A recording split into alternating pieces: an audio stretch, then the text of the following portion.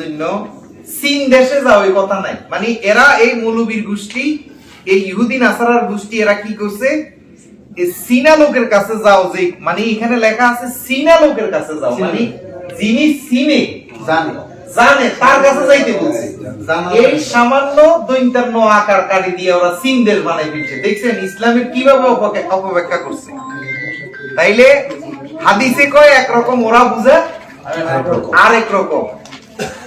এই ইহুদি নাসারার গোষ্ঠী এরা কি করে, বাবারে আমরা মোবাইলটা একটু বাইরে যান, মহাদিসটা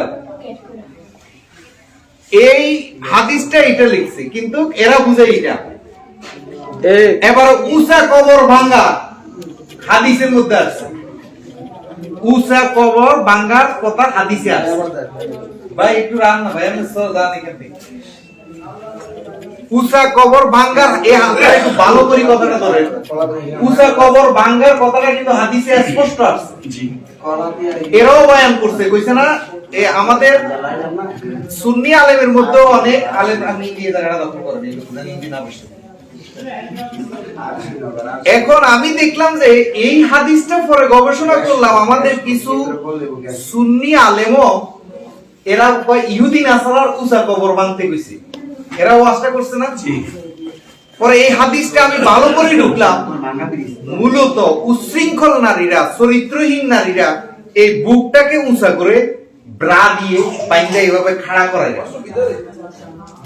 চরিত্রহীন বেশ্যা মহিলারা। দেখবেন এই হাদিসের নির্দেশ হলো মহিলারা যেহেতু বুকের এগুলো যেন উঁচা না রাখে, যেন নিম্নগামী রাখে, তাইলে লুচ্চা বদমাইশদের চোখ পড়বে না। কইছে এইটাকে নিম্নগামী করার জন্য। এই হাদিসটা আমি ভালো করে সিয়াসিকতার হাদিসে পড়ছি, আমি ভালো করে গবেষণা করছি। আসলে উঁচা কবর ভাঙ্গার আসলে আল্লাহর রাসূল বুঝি বোকা, তাইলে আল্লাহর রাসূলের কবরও তো উঁচা কবর, মদিনার রওজা উঁচা কবর না, মানে তো সর্বোচ্চ সবই তো উঁচা। তাইলে তো আল্লাহর রাসূল বুঝি বলবো যে আমার কবরও ভেঙে ফেলো। পরে আমি ভালো করি বুখারী সিয়াসিকটা ভালো করে আরবি গবেষণা করে দেখলাম যে এখানে মূলত যেমন সরে আ, যেমন আপনি যদি বলেন আলহামদুলিল্লাহ, এখানে হায় হাওয়াজ হাই হুটকি ব্যবহার করেছে। আরেকটা আছে হামজা হা, গোল হা, ডাবের মতো একটা হা আছে। আরেকটা আছে কি হা, আলিফ বা তা সা জিম হা। আপনি যদি এই টোনার মতো হা, মানে এই হাটা টোনার, আমাদের দেশে আমটাম এমনি টান দিয়ে পড়ে যে এটাকে টোনার মতো হা বলা হয়। যদি আপনি এই হা দিয়ে যদি বলেন আলহামদুলিল্লাহ, তাহলে হবে সমস্ত প্রশংসা আল্লাহর জন্য। আর যদি হামজার আগে গোল হা আছে না, এই হা দিয়ে যদি বলেন আলহামদুলিল্লাহ, তাহলে হইব সমস্ত সিরা কাপড় আল্লাহ। যদি গোল হা দিয়ে বলেন, মানে হায় হুটকি হায় হাওয়াজ, একটার নাম হইলো হায় হুটকি, আরেকটার নাম হইলো হায় হাওয়াজ। যদি আপনি গোল হা দিয়ে যদি বলেন, তাহলে সমস্ত সিরা কাপড়, মানে দুনিয়ার যত সিরা কাপড় আছে সব কার জন্য? আল্লাহর জন্য। আর তোমরার মতন জিম হা দিয়ে যদি বলেন, এই আলেমরা কোরআন না বুঝে, মানে এই ওয়ার্ড মিনিংস না বুঝে, আসলে আল্লাহর রাসূল বলছে উষা কবর বানতে। কোন কবর? এই মহিলাদের বুকের এগুলাকে যে কবরের মতো বানাই রাখে না, গম্বুজের মতো, এগুলাকে ব্রা পরে যাদের জুইলা গেছে, ওরা কি করে এগুলাকে আকর্ষণ করে রাখে। এই আল্লাহর রাসূল নির্দেশ দিছে এইগুলাকে নিম্নগামী করার জন্য, কিন্তু তারা এই অপব্যাখ্যা করি। কইছে কোন কথা? এখানে দেখেন কইছে আল্লাহর রাসূলের নির্দেশ হলো চীনা লোকের কাছে যাইতে, যেটা সূরা ফুরকানের 59 নম্বর আয়াতে বলছে যে যারা খবর জানে তাদের কাছে তুমি খবর নাও। সূরা নহলের 43 নম্বর আয়াতে আসছে যারা জানে তাদের কাছে যাও। তাইলে এই আলেমরা কোরআনটা না বুঝে, হাদিসের এই ইবারতটা না বুঝে কি কইছে, কয় জ্ঞান অর্জনের জন্য চীন দেশে যাও। এই চীন দেশে গেছি, এরা চাইতে ওরা ব্রার ফেন্টি পরি করতেছে। তো ব্রার ফেন্টি পরি না, শর্ট ফ্যান্ট পরি না, লোকের কাছে আপনি কি ইসলাম শিখবেন? আচ্ছা গেল এটা কইছে লাই ইয়াদখুলুল জান্নাতা কতি, আত্মীয়তা চিহ্নকারী কি বেহেশতে প্রবেশ করবে না। কোন আত্মীয়তা? এখন এই রফিকুল ইসলাম বাঙালির সাথে আমার মেয়েও বিয়ে দিই নাই, ছেলেও বিয়ে করে নাই, ওনার সাথে একটা আত্মার সম্পর্ক হয়ে গেছে। ডেলি আধা ঘন্টা 1 ঘন্টা কথা না করলে এরও শান্তি লাগে না, আমারও শান্তি লাগে না। এই যে মফিজ ভাই, আমার রহমান ভাই, আপনাদের সাথে। এটা কিসের সম্পর্ক?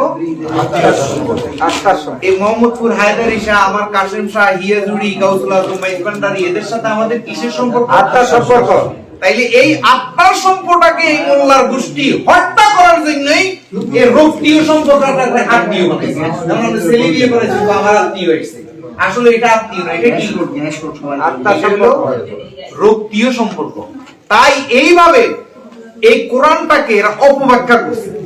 যেমন আমাদের আরেকটা কথা নিয়ে যান, কয় না আল্লাহ এক, আল্লাহ এক কয় না, উলহু আল্লাহু আহাদ একক, এটা একক কিন্তু কয় এক। তাইলে দেখেন এরাই শরীক বানাইছে।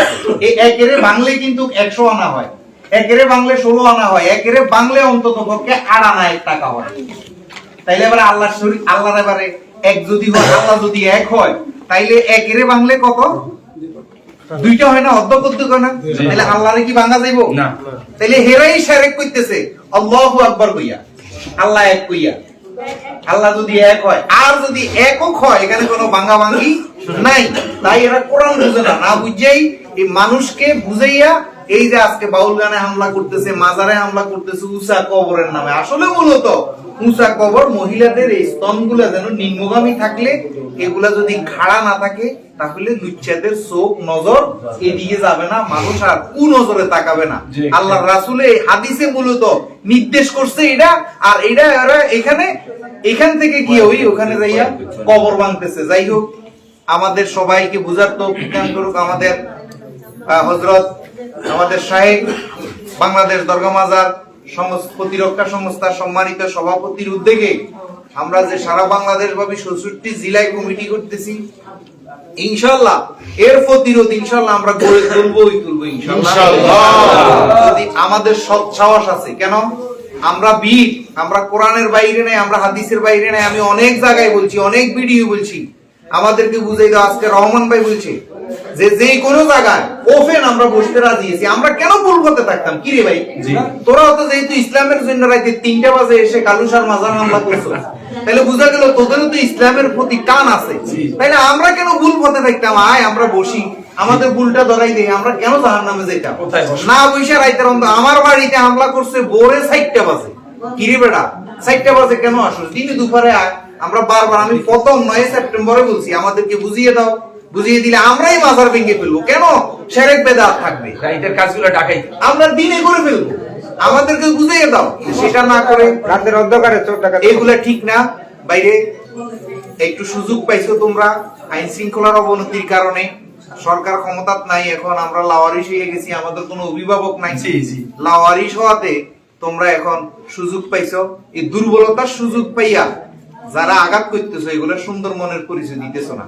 এই দেশে মাজার পাগল, ওলি আল্লাহ পাগল যদি বাংলাদেশের যদি 18 কোটি মানুষ থাকে, তার মধ্যে কমপক্ষে 15 কোটির উপরে আছে মাজার ভালোবাসে, আর বাকিটি অন্য কিছু। এর মধ্যে 7 কোটি তো আমাদের লিস্টে হয়ে গেছে মাজারের। তো যাই হোক, আমি অনুরোধ করবো বাইরে, এখনো সময় আছে, তোমরা তোমাদেরটা করো। এই যে তোমরা 20টা আজকে দেখলাম ওখান দিয়ে আসতে 50টা মাইক লাগাইয়া তোমরা মাহফিল করতেছো, আমরা তো কেউ যে তোমাদেরকে বাধা দিই না।